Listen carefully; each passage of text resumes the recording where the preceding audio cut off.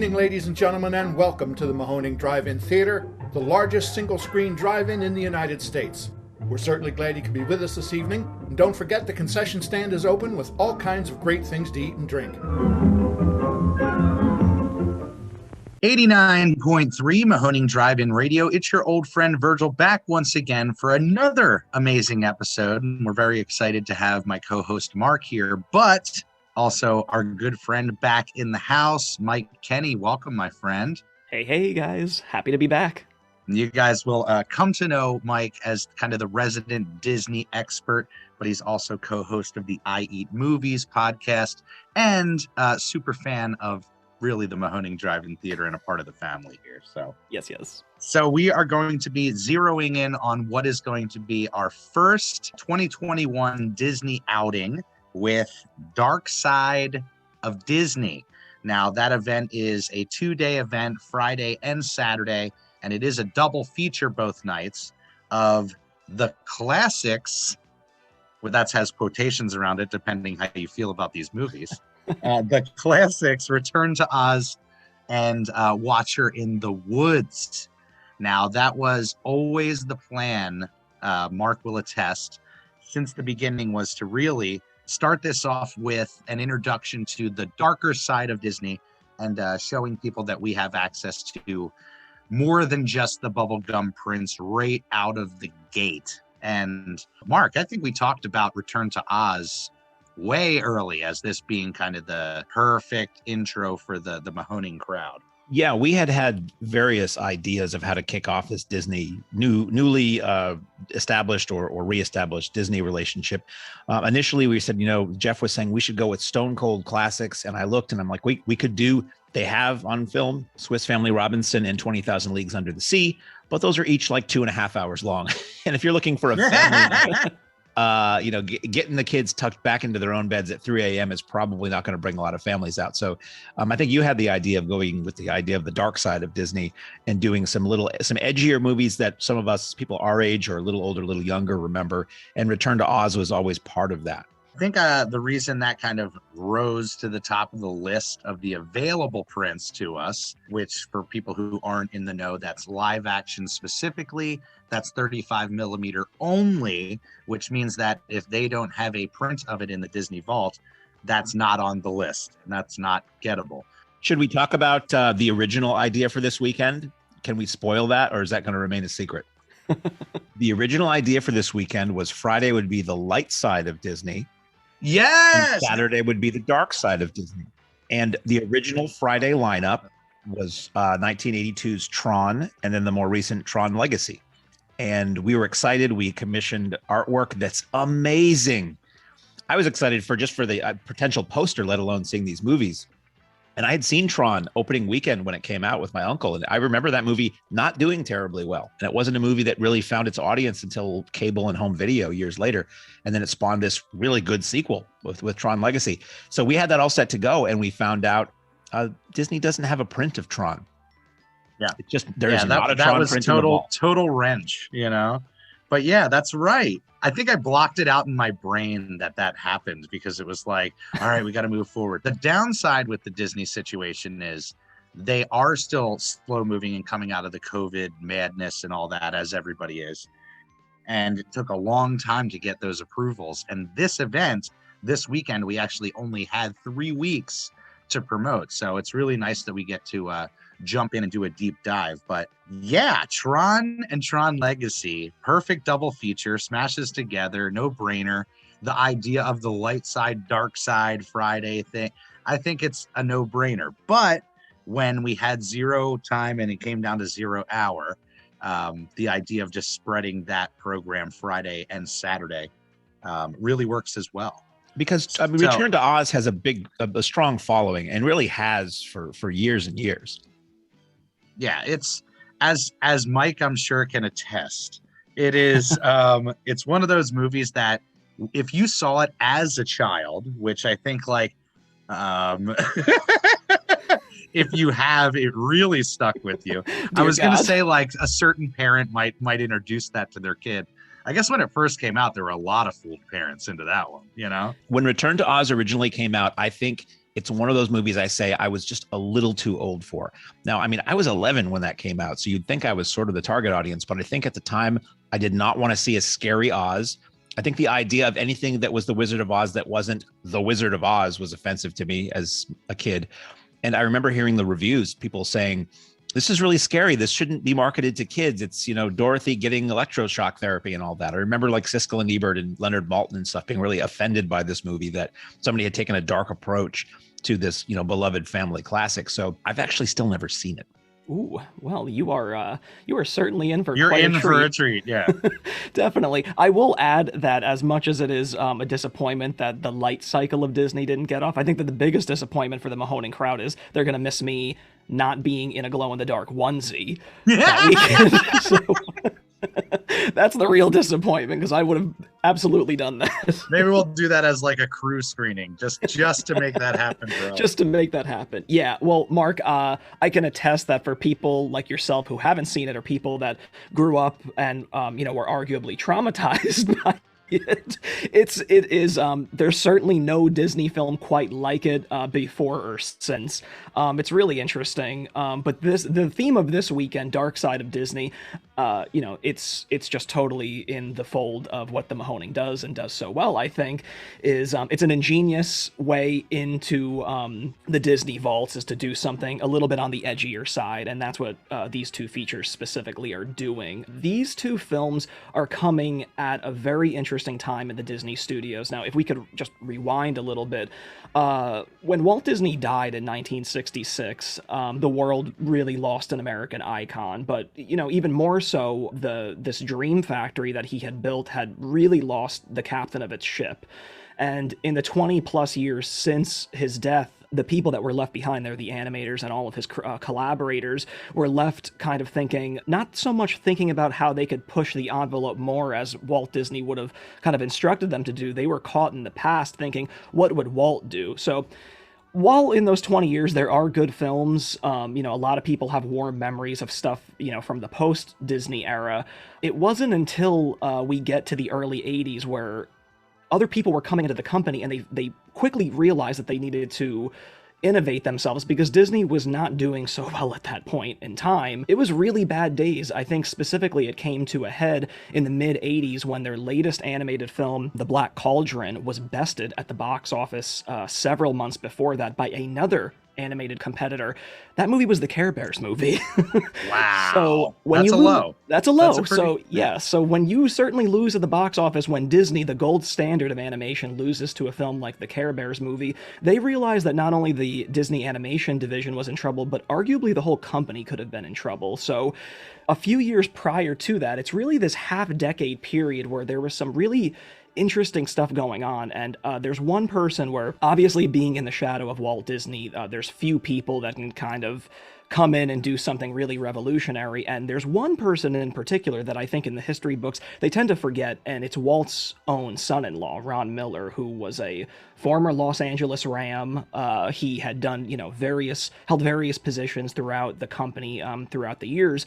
And then when the 80s started, he figured it's time to innovate this thing a little bit. We need to kind of open this up to maybe a younger adult audience. And that's when we start seeing things like Midnight Madness, some more teenage fare, if you will. And then we're kind of delving into the two films that we're going to be showing this weekend, Return to Oz and Watcher in the Woods. So, I just really want to give a lot of credit to Ron Miller, because at a time in the company where so many people had kind of lost their way and lost their belief in the impossible, it was Ron Miller who really stuck to his guns and thought, no, we can challenge the audiences a little bit more. We can do things that not, people will necessarily think are Disney. We can do that and see and test the waters with it. So sometimes they didn't always work, but other times I think that they really paid off, especially in retrospect, when you think of, the trippy space odyssey of the black hole to, the computer-generated game changer that was Tron. Mm-hmm. There's just a lot of really creative,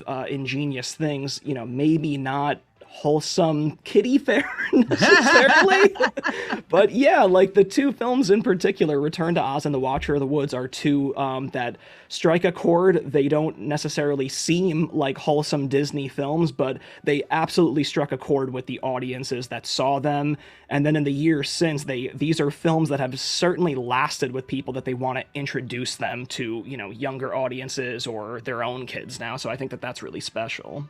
Now, fly away with Dorothy and her wonderful new friends, the Gump, half moose, half flying sofa, a talking chicken. Where are we anyway? Jack, and Tip-Top the mechanical soldier, to save the Kingdom of Oz from the evil princes and a king with a body of rock. In a magical new movie, Return to Oz.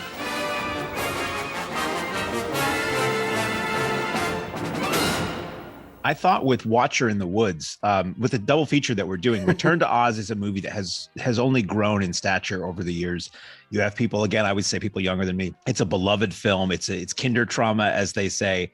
And I knew that was one that was going to pull a crowd because people are really into it. Watcher in the Woods is the kind of film that I think fewer people know about, but the people who do know about it are going to lose their minds at the fact that they can see it on 35, or they can see it at all at a drive-in, because I'm not sure that film has played, aside from maybe the occasional retrospective, probably much of anywhere since 1980. And it's not had a very robust life on home video. I think it got probably one of those white clamshell Disney VHS releases in its day. And Anchor Bay put it out on DVD. And I don't know that it's come out in any other format or even really had much play. It might be available on Disney Plus. I'm not sure. And that's why we thought it was a really great choice with both of these. Is going through that list, it's obviously gem after gem after gem. But the thing that Mark and I loved about that list is like, that was Disney, you know, like those moments of like, they own that, you know? Right. So that's really what we wanted to tap into. The Disney library we have access to is really the umbrella of Disney subsidiaries as well. We have Buena Vista Pictures and Walt Disney Pictures and Hollywood Pictures and Touchstone Pictures and on and on and on, and in a wider array of eras and genres than you'd think. They don't have prints for everything. Notable exceptions like Mary Poppins, they just don't have prints for. Yeah. And I think it's because for the longest time, Disney had this no repertory rule once they stopped doing their re-releases, and sometime I think in the 80s probably, so that there wasn't a need to keep striking new prints because they weren't letting anybody play them. So I think in many cases what you're getting are probably original release prints. Yeah, I'd be very curious to see what these look like when they hit our screen. But I want to say with some kind of confidence that for anybody who can get out to this show, you're probably not going to have another chance to see Watcher on the Woods in the big screen on film in your lifetime, unless you're like Tony Stark and you can just throw that suitcase on the ground and get the body armor and fly anywhere in the world that might be crazy enough to show Watcher in the Woods again. Yeah, I'm actually happy that Mark brought that up because that is a really important point. In this era of streaming wars and whatnot, Return to Oz and The Watcher in the Woods are not on Disney Plus. So all the more reason for you to come, because Disney Plus has done a really good job in presenting a lot of the older titles in 4K quality. But the two films that we're showcasing this weekend are not on Disney Plus. So if you're trying to find them in high definition on that format or on that streaming channel, you're not going to find them. So what better way to experience them than on 35 millimeter on the greatest CinemaScope that I know, a CinemaScope screen that I know. That's right, baby. And maybe you guys can talk a little bit about your experiences with these films, the past experiences. But for me, it was probably HBO home video for Return to Oz. And just like a lot of people, ooh, I love Wizard of Oz. Nice hook, you know? And you get kind of side-swiped with this totally unique, weird world that, again, at times can be for a kid a little frightening, especially going into it not prepared what you're going to get. Yeah. But I think just like a lot of movies in our childhood, it's kind of that rite of passage thing. And a lot of people who hold it really close in their heart is like, ooh, that freaked me out and I loved it. You know what I mean? So I think for the Mahoning audience, as kind of the spoon-fed, hey, this is an easy approach to come into Disney. It's a lot easier than, you know, selling the Mahoning crowd on coming to a bubblegum Disney weekend right out the gate. Although we will be doing plenty of those, classics without a doubt. Definitely. Yeah, I love that you touched on that, because you're right. It is a rite of passage, getting the bejesus scared out of you as a kid, and to kind of carry that tradition on, because, yeah, I mean, no way about it. These are some cult gems here. These are some deep cuts from the Disney vaults. These are definitely playing on some scarier themes. These are not, like you said, the wholesome golden age Disney films of yesteryear, but I think that that's what really separates them apart from it. My experience with Return to Oz, at least actually with both of these films, I didn't really have a childhood experience with these per se, but being a huge Disney fan, just every Disney film that I could get my hand on or haven't seen, I tried to do. The Watcher in the Woods is a relatively recent watch for me. I've always heard about the reputation of Watcher, but it wasn't until semi-recently that I caught up with it finally. Whereas Return to Oz, I feel like if you're kind of even remotely in the know with Disney and kind of the cult discoveries in the Disney catalog, Return to Oz always comes across on your radar. So when I did see that, I said, this is not home. This is not the home that we remember. Yeah, but when I head back to Kansas, please. Yeah. Like, that black and white Kansas didn't seem so bad anymore. That was 1985, right, for Return to Oz? That was 1985. Return to Oz opened on June 21st, 1985, opposite. Can you just get ready for this lineup as if, every weekend in the 80s wasn't awesome? Return to Oz opened opposite St. Elmo's Fire, Cocoon, and Life Force. Come on. How do you even make a decision on that? Just give me. I'm clearing the weekend. The weekend. That's what it was. Yeah. That's amazing. I love little facts like that, where you can really go back in time and be like, okay, when we had Andre out for Monster Squad, we were talking about, how that whole box office debacle happened because Lost Boys was in the mix at that time. And, people were really into this, this edgier adult version, if you will, of the vampire group.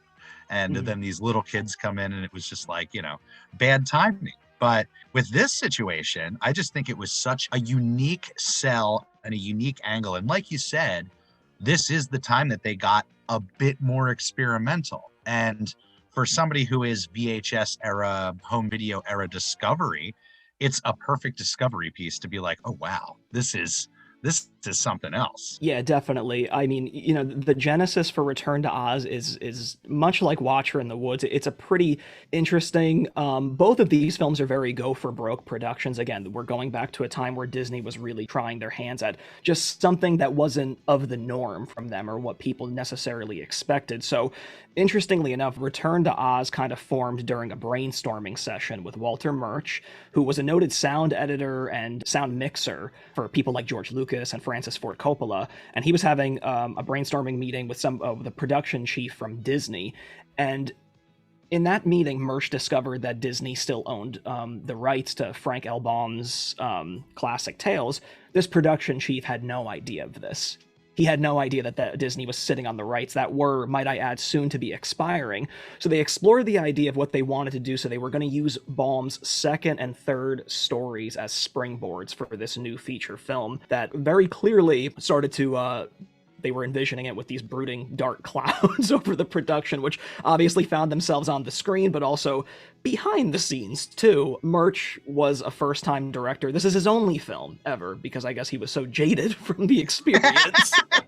But what a first and only film to go out on. But yeah, I mean, I'm telling you, it's nuts. It really is. And this film is not. This is not the Oz that we quite remember from 1939. Certainly not. This is a totally different, unique, and really inventive sort of environment. And again, it's genuinely frightening at times. I mean, it's eye candy galore. It's using so many different forms of movie magic, from puppetry to optical effects. We're seeing so many things thrown out on the screen. And again, it adds to this aura of films that kind of play in the fantastical and the frightening. I'm thinking of things like The Dark Crystal and Legend. Return to Oz definitely fits very handsomely on that same list, but it, on the same hand, it really stands alone, being those are that, and this is this.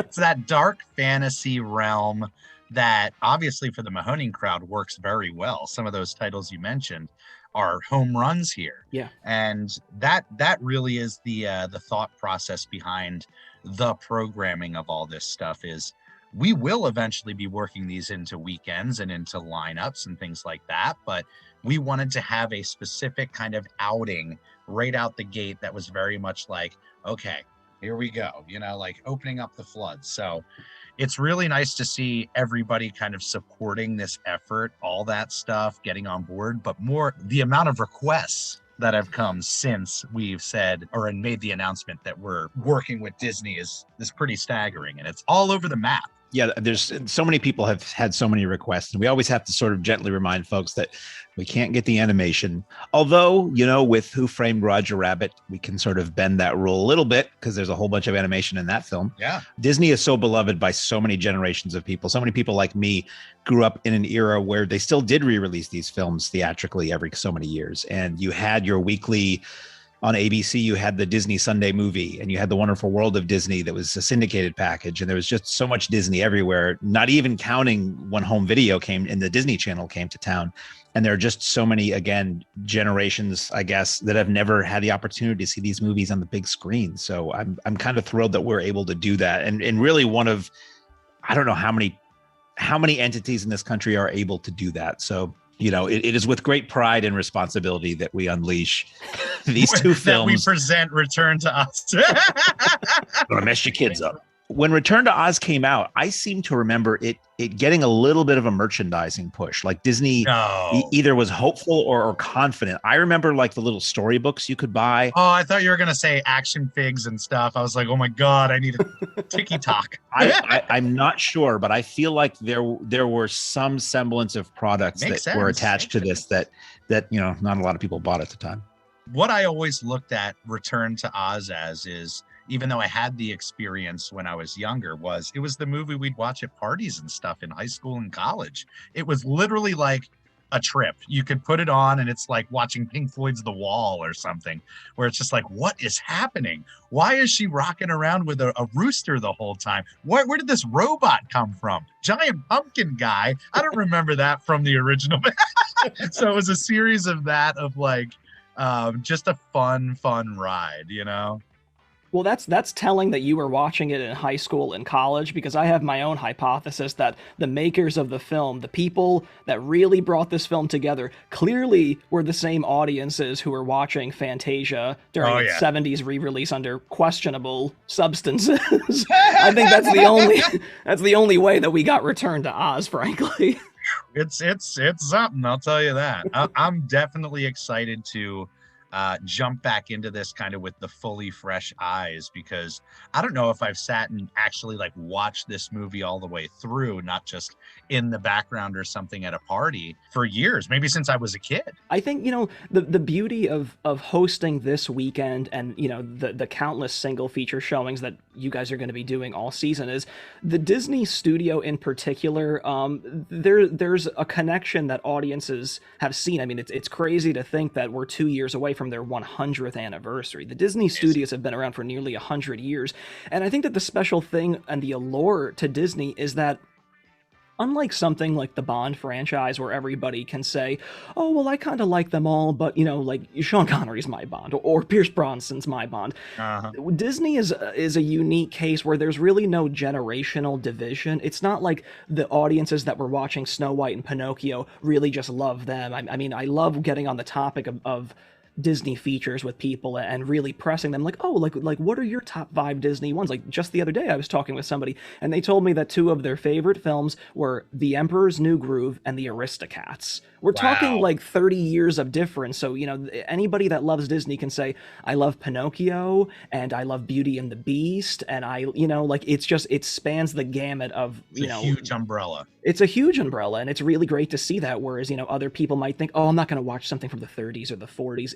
It's really movie magic incarnate, just seeing that all. And Disney, audiences just seem to flock to it no matter what decade it was released in. It's just some of the best of the best. So, in particular with this programming, again, it can't be stressed enough. These are some really deep cuts and some really interesting, edgier choices that, again, I can't think off the top of my head the last time that these got screened on 35 millimeter. So bravo again, guys. It's exciting. It's very exciting. Look closely. What do you see? What do you think you see? What does it mean? Where does it begin or end? And who knows the answer? Betty Davis, Carol Baker, David McCallum, and Lynn Holly Johnson. The Watcher in the Woods. So I actually remember when Watcher in the Woods came out in 1980. I was 6 years old and I watched a lot of TV.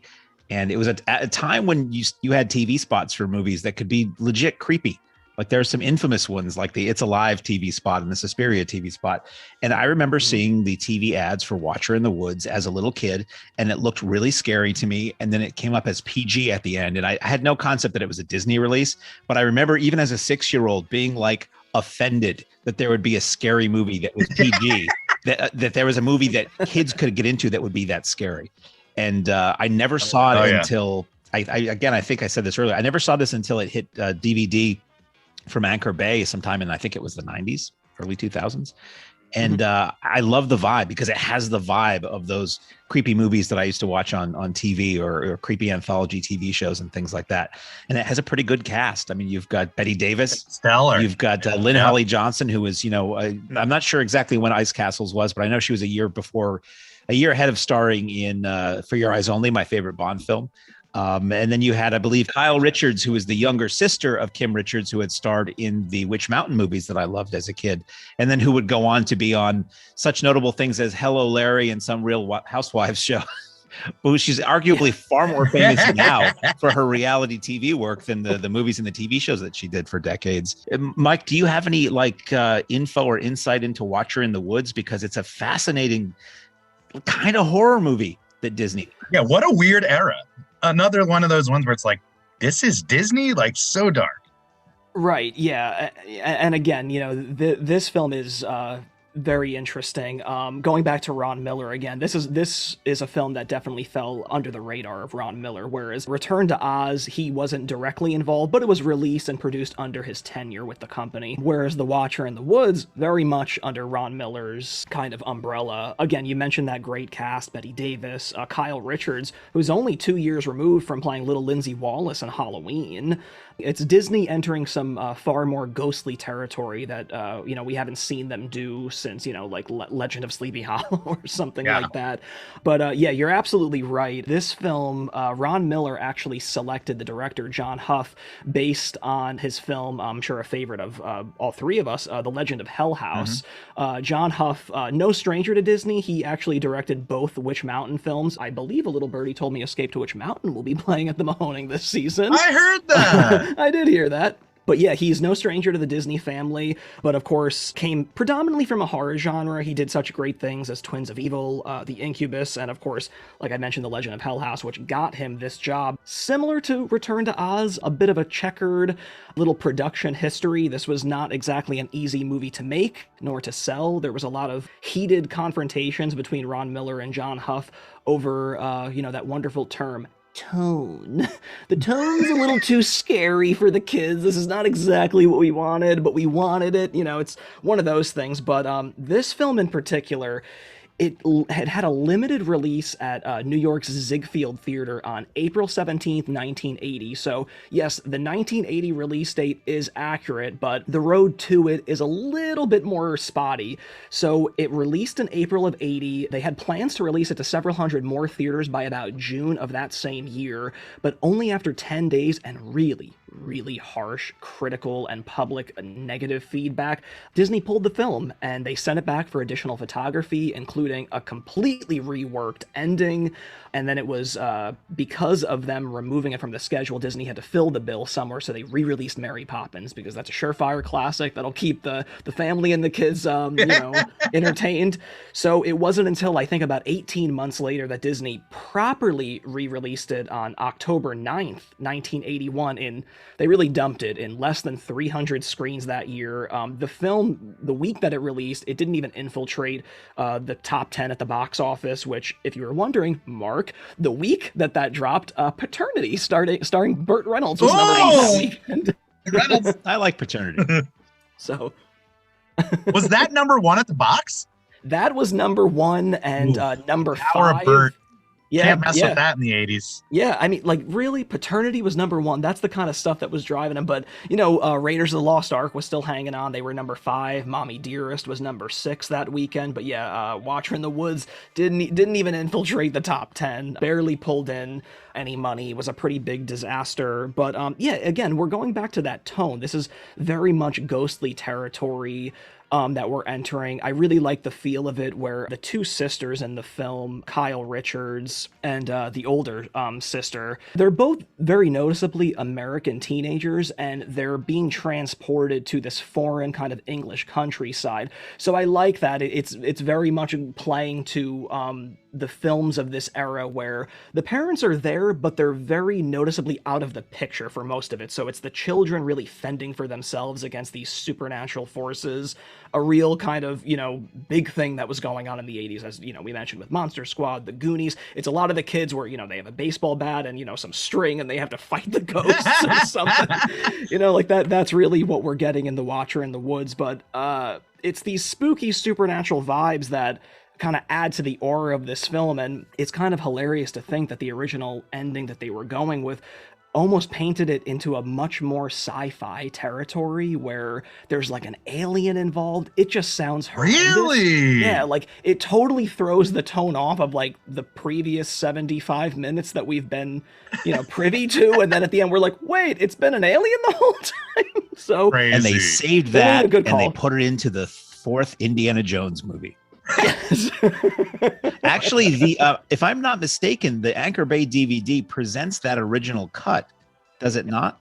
They do, yeah. It's in there as a special feature. They keep the film intact as it was released in '81, but that original ending is in there as a bonus feature, so everybody can be just as perplexed by that when they rules. I love that. Yeah. That's the type of stuff that you're going to get here with Mike, is those deep cut goodness. I just love it.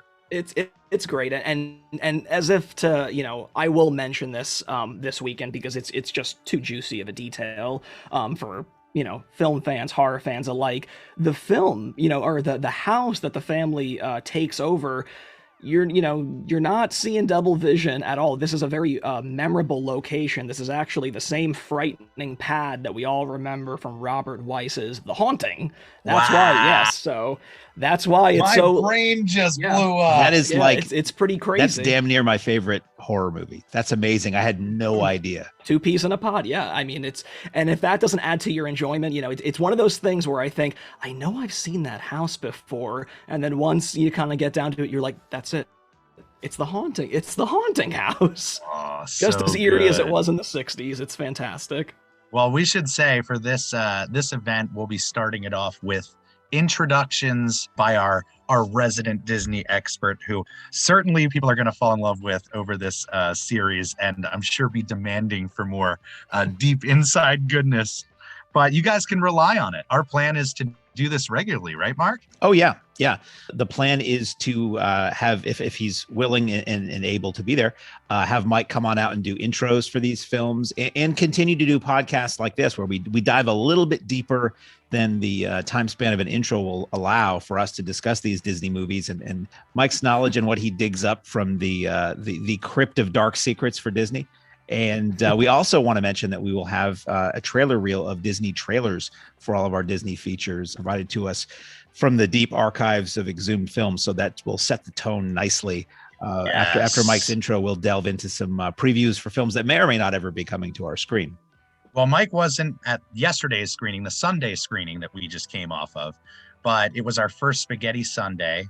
The weather was gorgeous. The sky was beautiful. And Harry supplied the trailer reel ahead of time. And I always say it, if Harry's offering to put together a trailer reel, you never say no, because he delivers. So for you guys that are on the fence of coming out, that's an added bonus, because you know there's going to be some really fun stuff before the films hit the screen. Attention, please.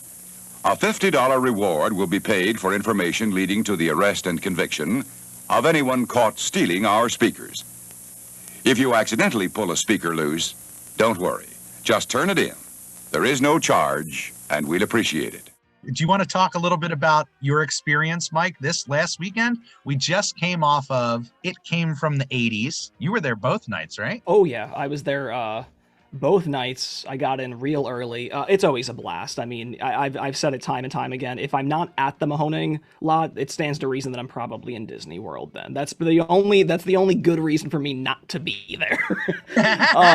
But yeah, It Came from the 80s again, you know, a joint collaboration by our friends at the Mahoning and Exhumed Films. 6 films over 2 nights. We had some great ones. We had The Keep on Friday, From Beyond, and Amityville 2, The Possession, the best and sleaziest of the Amityville films. That was a blast. You know, great weather, really wonderful moonlight we had that night, and rolling off into Saturday, we had Child's Play, the original Child's Play, which is great. Packed the house. Totally, right? Saturday was fantastic. That was crazy. Terrifically underrated score in Child's Play, I think. I really like that. Yeah. Then we had Basket Case, a 4K presentation of that one. And then we ended the night off with Of Unknown Origin, the great Peter Weller film where he beats a subway rat and is brownstone to hell. What a freaking trip that was. I got to say, that was a first for me. I've never seen that film. It's a kooky one. And I love that. That's what I love about Harry's programming, is I can almost guarantee that he kind of works in this magic, you know what I mean, of a deep cut. And that's from the director of Cobra and Tombstone, one or more of which will be hitting our screen. George P. Cosmatos, yes, son of whom did Mandy and Beyond the Black Rainbow. So yeah, what a career. That's right. Just to bring it back to that same director, he directed Rambo First Blood Part 2, which came in the box office number 2 behind Cocoon the same weekend Return to Oz opened. Full circle, baby. There it is, That's guys. why he's the pro. That's why he's the pro. Well, I can say it. We're super excited to have you as part of this audio venture. And this weekend really felt like kind of a homecoming for a lot of people. A lot of our real regulars that are there for the big Exhumed events were out. And you're certainly part of that in a big way. And just so the Patreon members know, we are going to be filming these as well. It's going to be kind of alongside Jeff when he does his intro to the films, an intro to the whole crowd that's there. Mike will be right there by his side.